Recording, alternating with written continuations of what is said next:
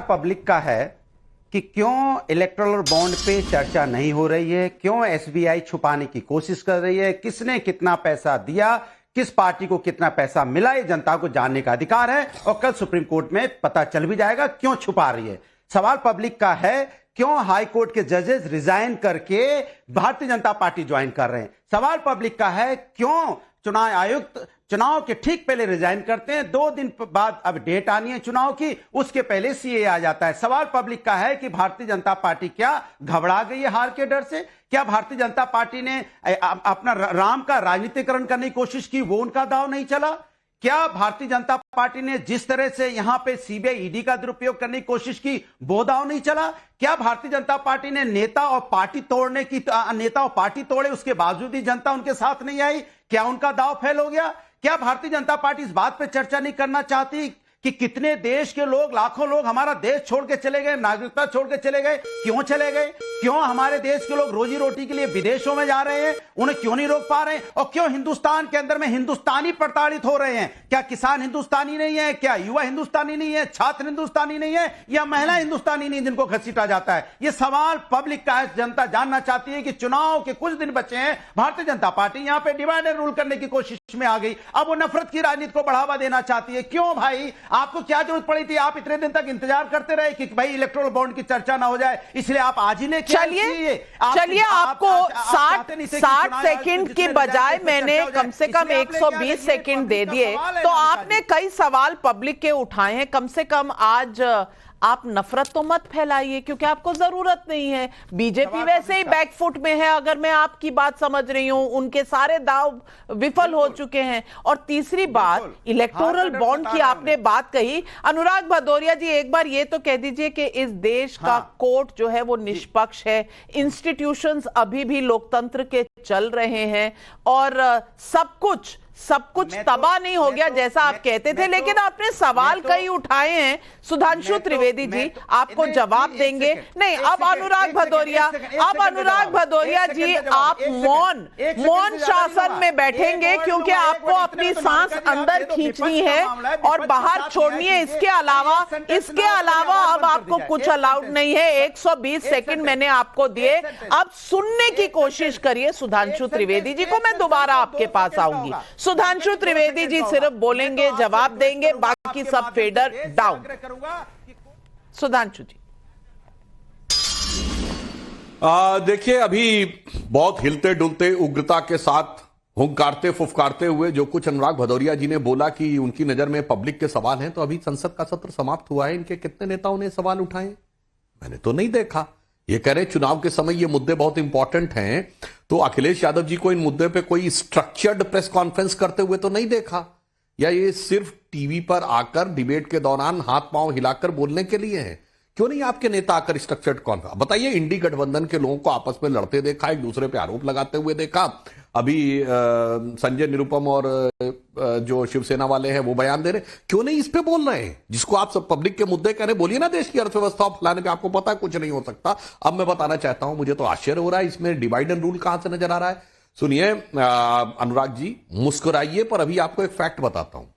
2003 में गृह मंत्रालय ने सिटीजनशिप अमेंडमेंट एक्ट के लिए कमेटी बनाई थी। उस कमेटी के चेयरमैन थे स्वर्गीय प्रणब मुखर्जी, और उसके एक प्रमुख सदस्य अनुराग भदौरिया जी जानते कौन थे? श्री जनेश्वर मिश्रा। उनसे बड़े समाजवादी आप नहीं हैं। उसने कहा था कि पाकिस्तान और बांग्लादेश की माइनॉरिटीज को सिटीजनशिप देना है, और उस कमेटी के बिंदु क्रमांक 9 में लिखा था मेजॉरिटी को नहीं देना है। अरे मेरे भाई, अब ये छोटे लोहिया जनेश्वर मिश्रा सही थे, या अभी आपके जो छुटके नेता हैं, मतलब बड़े नेता मुलायम सिंह जी थे, उनके पुत्र, वो सही हैं? अब बता दीजिए भदौरिया जी, आप ज्यादा सही हैं, या उन्होंने लिखा था कि मेजॉरिटी को देना है, माइनॉरिटी को देना, मेजॉरिटी को नहीं देना? आप जवाब दे दीजिए, मैंने सिर्फ फैक्ट बोला है। किस पार्टी को कितना मिला जनता जान जाए। जनता का भी तो अधिकार है थोड़ा बहुत, जनता को पता चल जाए। बता दीजिए इलेक्ट्रॉनिक बॉन्ड पे। आप सरकार में हैं, आप एसबीआई को डांटिए, फटकारिए उनको। डिजिटल का जमाना है, डिजिटल के जमाने में आप बहाना मार रहे हो। अच्छा, नहीं बताना चाहते भाई? क्यों नहीं बताना चाहते आप? कोर्ट में जाइए, बताइए कल किसको कितना पैसा मिला, बोलिए प्रभु थोड़ा। अच्छा, जनता के लिए अब जवाब दे देते। बोलिए आप चुनाव आयोग क्यों रिजाइन करके चला गया? अनुराग भदौरिया जी, आप सुन लीजिए जवाब सुनने के लिए आप इतने आतुर हैं, जवाब सुन लीजिए। अब सुनिए भी भाई, आप लगातार बोलते रहते हैं। नहीं, अब आप सुनने का काम करिए। आप सुनिए, बोलिए और उसके बाद सुनिए। बोलिए आप छात्रों पे लाठियां क्यों हाँ, बरसाते दोनों हैं? एंड के बैट्समैन को खेलने का मौका मिलता है, ये नहीं कि जब वो ओवर चेंज हो जाएगा मैं दूसरे एंड से मैं ही बैटिंग करूंगा।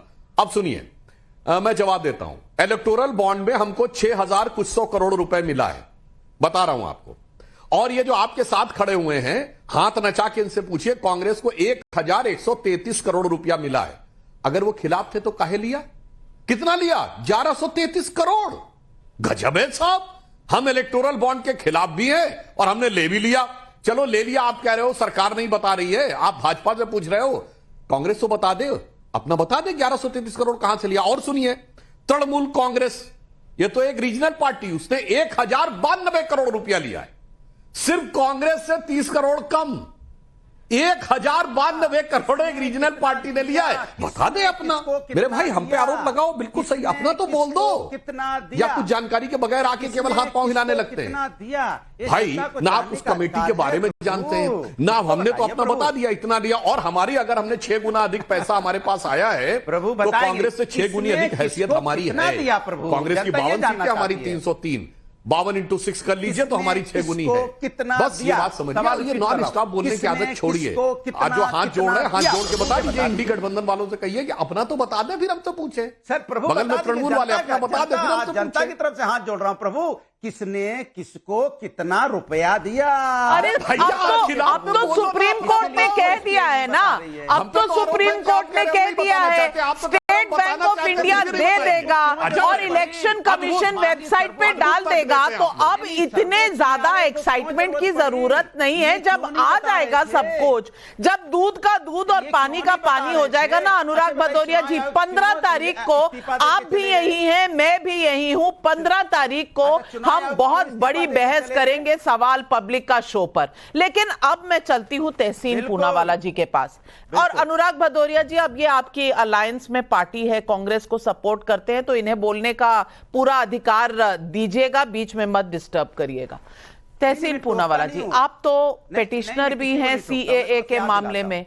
अब मैं आपसे पूछना चाहती हूं तहसीन पूनावाला भाई, कि अब तो ये किसी को भी नागरिकता देने का कानून है और ये फॉर्म भी आ गया है। जो भी प्रताड़ित है वो आए, फॉर्म भरे और उनको मिलेगा। और जो लोग भारत के भीतर आ चुके हैं 2014 31 दिसंबर तक, उनको मिलने वाली है नागरिकता। किसी की तो छीनी नहीं जानी है नागरिकता।